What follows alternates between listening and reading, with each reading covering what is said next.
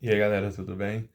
Hoje eu vou trazer aqui uma história em quadrinhos que eu li agora nas férias, que eu achei ela bem interessante, pra gente estar trabalhando alguns temas, tanto artísticos quanto filosóficos, históricos, que ela traduz bem aquela velha questão, né?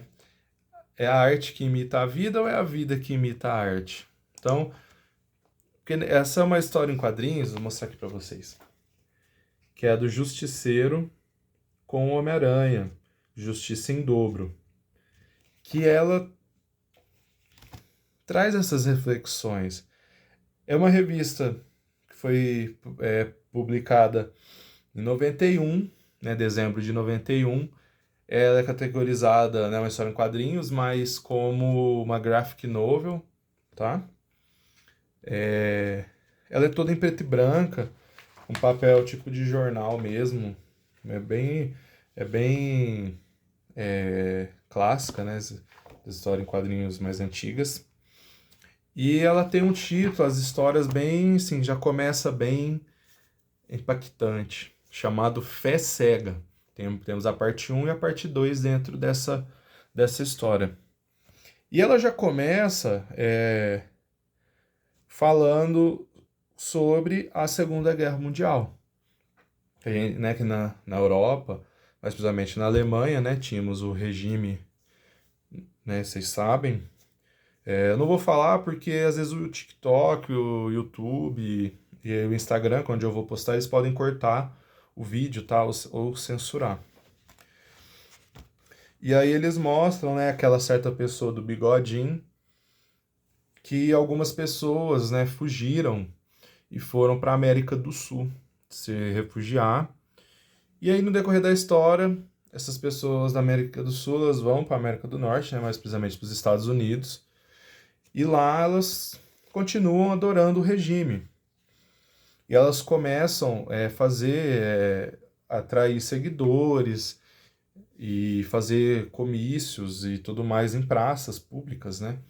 E nisso, o Peter Parker, que é o Homem-Aranha, ele tá passando e resolve tirar fotos, né? Vou mostrar aqui algumas cenas para vocês, ó.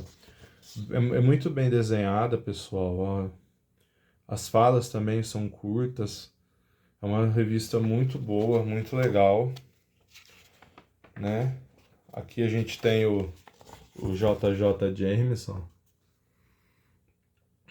né? Que é o chefe do Peter Parker, né? No filme ele é aquele velho chato. Aquele homem fica gritando com ele. Ó, o Homem-Aranha, ó, com o sentido da aranha ligado, e tá tirando foto.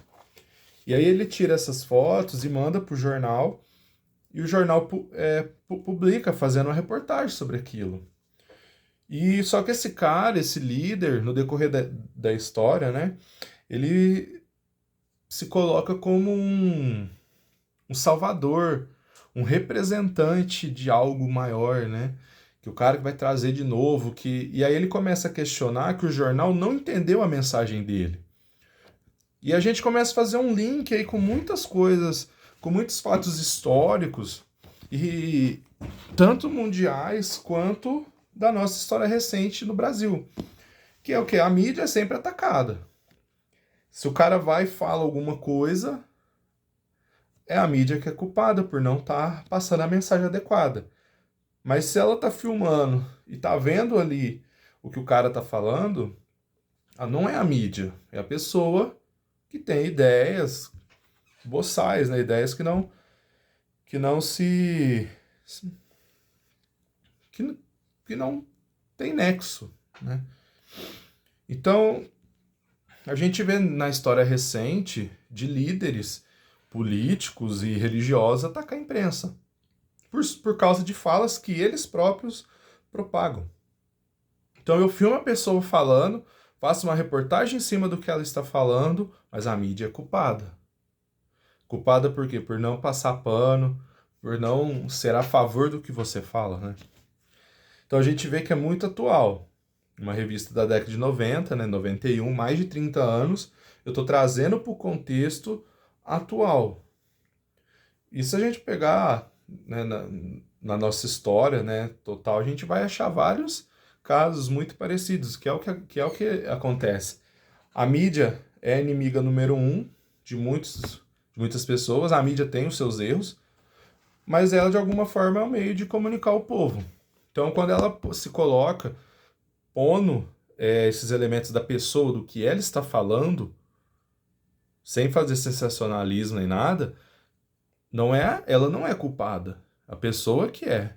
Se eu olho um vídeo de algum líder falando, caçoando de alguma coisa, ou tendo ideias ruins, ideias que eu não concordo, né? Ideias racistas, homofóbicas, preconceituosas, não é a mídia que é errada por estar falando, é a pessoa que é. E aí, no decorrer dessa história, esse líder, ele resolve, primeiro ele vai atrás de uma família de pessoas negras que tem um líder ali, né, de certa forma, do movimento, e ele tenta matar, né, os seus seguidores, ele inflama os seus seguidores contra esse cara, essa família. Eles pegam em armas e vão para lá para tentar, né, fazer algo contra o cara, né, ceifar a vida dele. E aí aparece o Justiceiro, o Homem-Aranha, eles começam a batalhar. E nesse meio tempo, esse líder inflama contra a mídia.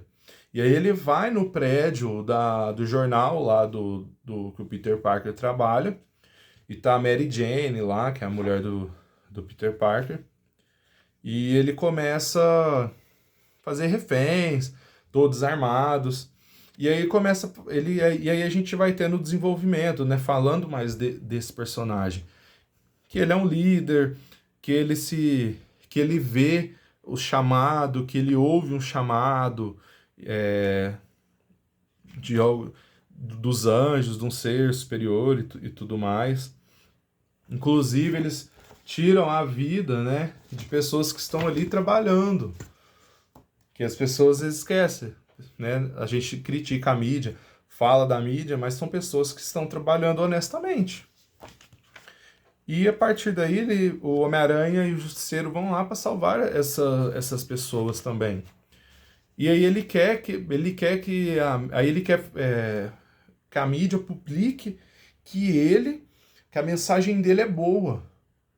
Mas não adianta a mídia publicar. Ah, porque as pessoas ficam contra mim por conta da mídia. Não é isso, né? E aí a gente tem, né, esse desdobrar aí que mostra que ele fez uma espécie de uma lavagem cerebral em algumas pessoas, que as pessoas acreditavam nele, que ele era um escolhido, que ele era um ser, né, ali, que tinha uma bênção divina para estar fazendo o que ele fazia. Mas na verdade é descoberto que não, que ele não é, né? Ele tem um problema psicológico, psiquiátrico e tudo mais. E aí as pessoas entendem que, nossa, né, a gente depositou a nossa fé numa pessoa, né, que na verdade é uma pessoa doente, né? E aí ele é preso e tal. Mas aí essa história em quadrinho, ela é muito atual, galera. Ela é muito atual. Porque ela traz todas essas questões que a gente viveu aqui no Brasil, né, recentemente.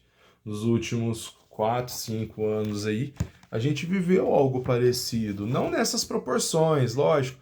A arte vai dar uma valorizada, só que em partes a gente viveu isso, né?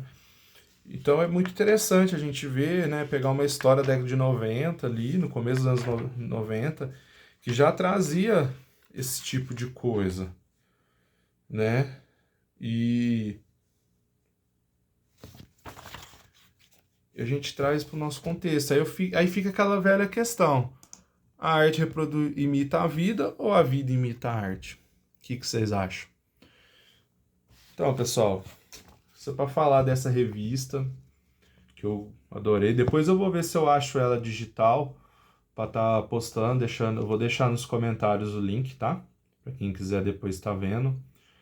E não se esqueçam de curtir, comentar o que vocês acham, né? E me sigam também nas redes sociais, no Instagram, TikTok, Facebook, em tudo aí que eu vou estar trazendo mais vídeos para vocês. Beleza? Obrigado pela atenção e até mais.